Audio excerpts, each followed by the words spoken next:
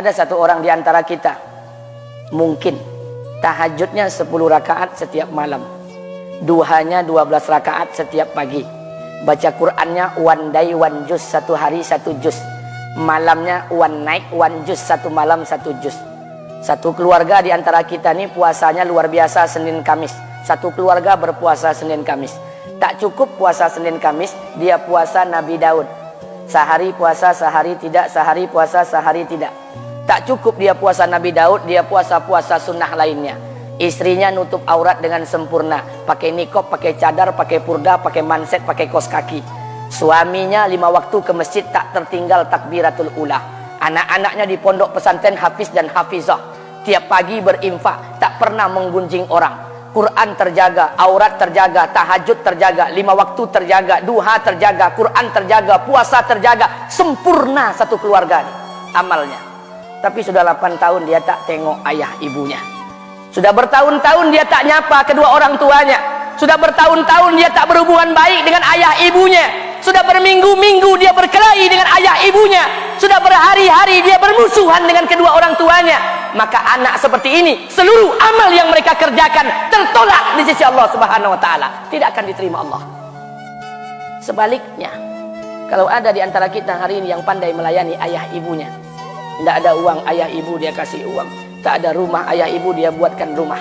Sakit ayah ibu dia bawa ke rumah sakit. Dirawat ayah ibunya dia jaga. Kotoran ayah ibunya dia bersihkan pakai tangannya sendiri. Ada di antara kita hari ini yang membersihkan kotoran ayah ibunya lebih dia nikmati daripada makanan yang ia sukai.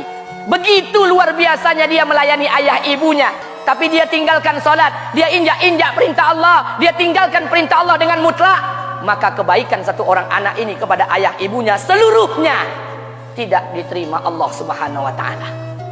Atau jangan-jangan inilah yang menjadi penyebab amal kita tak diterima Allah. Atau jangan-jangan inilah yang menjadi penyebab amal kita tertolak di sisi Allah. Kita sholat juga, kita sujud juga, kita puasa juga, kita ngaji juga, kita dengarkan ceramah juga. Maka oleh karena itu Pak, Bu, ayah kita tuh tinggal di kampung, ayah ibu tinggal di kampung sana. Terkadang ayah ibu kita tak sekolah, SD, SMP, SMA tak tamat. Dia sekolahkan kita SD, SMP, SMA, S1, S2, S3 dengan harapan hidup kita lebih baik daripada keadaan dia sekarang. Tapi apa yang membuat kita jarang untuk menjenguk mereka? Saya ingin sampaikan buat kita bersama. Ayah ibu kita tak tahu kita ni eselon 1, eselon 2, Pak. Ayah ibu kita tak tahu pangkat PNS kita 3A, 3B, 3C, 3D, 4A, 4B, 4C, 4D. Ayah ibu kita tak tahu kita ni public figure. Ayah ibu kita tak tahu dan tak mau tahu. Yang dia tahu kita ni anaknya. Ayah ibu kita tak tahu kita punya sawit berapa. Ayah ibu kita tak butuh mobil kita. Dia tak butuh rumah kita. Tapi yang dia butuhkan kita. Apa yang membuat kita jarang untuk menjenguk mereka? Tahun 2016 di Masjid Damai Langgeng, saya diundang ceramah di sana.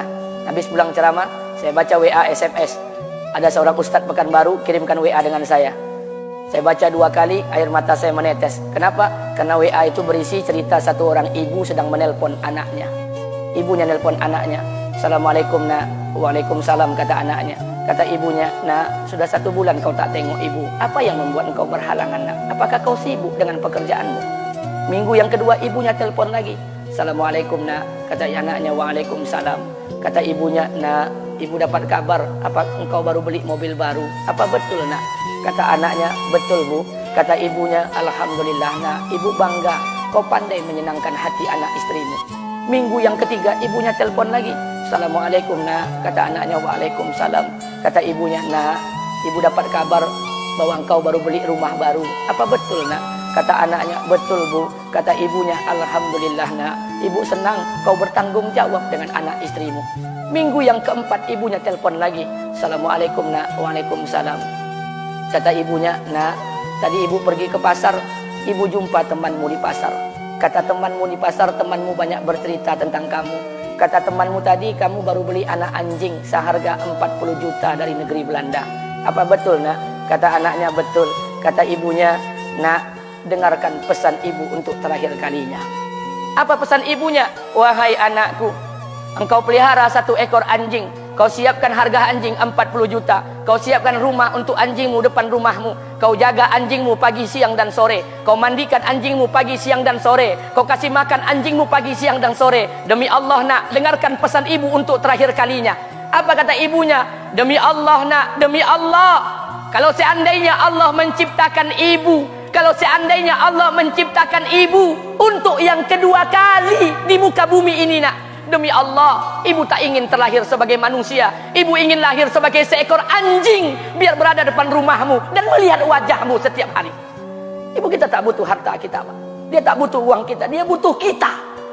Apa yang membuat kita jarang untuk menjenguk mereka? Pantas hidup kita tidak berkah, pantas rumah tangga kita tidak sakinah, karena hubungan dengan ayah ibu kita rusak selama ini.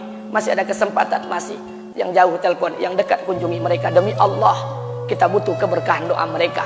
Yang sudah meninggal, ziarahi kuburnya dan doakan mereka. Imam As-Syafi'i berkata, apa kata Imam As-Syafi'i? Manusia zalim, manusia bodoh, kalian tak tahu apabila ayah dan ibu kalian mengangkat tangan di malam hari, dia berdoa kepada Allah untuk anaknya. Doanya cuma sekali, malamnya cuma sekali, hanya sekali saja doanya. Apa kata Imam Syafi'i? Sekali doa ayah dan ibu kalian sudah cukup bagi Allah untuk menjadikan kalian anaknya berkah dunia akhirat. Hari ini berapa banyak doa ayah dan ibu kita, tapi tidak ada keberkahan buat anak mereka. Kenapa? Hati mereka tersakiti. Maka pulang, Pak, cari mak bapak kita. Kita punya rumah hari ini, Bu, kita punya rumah, punya harta, punya uang, punya pekerjaan, punya kekayaan, punya sawit. Kita jadi orang hari ini, jadi pegawai bukan kena sarjana kita, Pak. Kita jadi orang hari ini bukan kena otak kita. Kita jadi orang hari ini bukan kena kepintaran kita.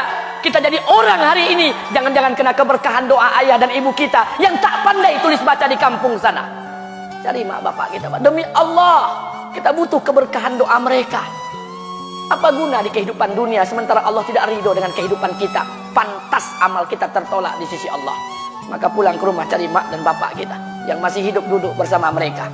Kalau seandainya kita tak bisa membahagiakan mereka, jangan pernah menyusahkan mereka. Kalau seandainya kita tak bisa membuat mereka tertawa, jangan pernah membuat mereka menangis. Demi Allah, kita hanya punya satu ayah kandung, kita hanya punya satu ibu kandung. Tidak akan ada ayah kandung yang kedua, tidak akan ada ibu kandung yang kedua. Harta kita cuma satu, ayah kita cuma satu, ibu kita cuma satu. Tidak akan ada ayah kandung yang kedua, tidak akan ada ibu kandung yang kedua.